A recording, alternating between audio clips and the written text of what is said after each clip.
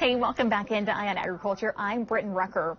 As we watch wheat go in the ground, we are watching the wheat market. We're bringing in Dan O'Brien, Kansas State University agricultural economist. Dan, what's the latest update in the world wheat market? Well, these are serious times in world wheat.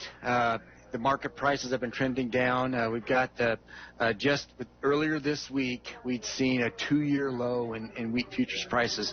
And really, Brittany, I think the issue has to do with strong wheat exports out of Russia on the one hand and coming through Europe, a lot of that Ukrainian wheat on the other, just really out-competing on the low end the offering prices that buyers on the world stage have to pay. So in all of that, the U.S., even though we have the second tightest U.S. supplies in 10 years, still we're seeing prices pretty low.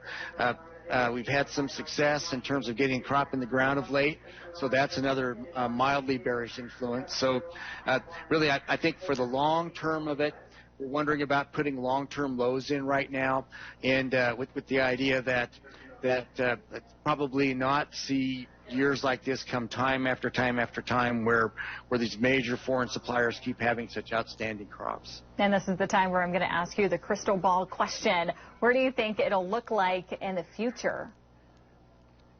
Well, my take is that on the one hand, weather patterns aren't that consistent, so I would question if we're year after year going to have in these international, particularly the Black Sea region, such great weather.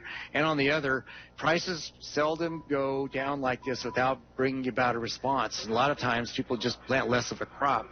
So I guess I'm waiting for people to respond. And the big thing is, world supplies are the tightest they've been since 2007, 2008. So even though we're short, or we're tight now, or low for prices in the long run, I don't see how that can endure just the way markets and crop production across the globe tends to move through time.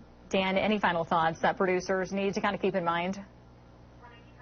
Stay the course. You know, at this point, we get a crop in, and again, weather, other geopolitical issues can change dramatically by the time we get out into the middle of 2024, and we'd actually be harvesting our next Kansas wheat crop. So I guess I would keep that in mind. Control our costs, be judicious in our decisions, and then live to fight another day heading out into 2024. Well, Dan, thanks so much for coming on and chatting with me today. Everyone, stick around. Eye on Ag will be back after the break.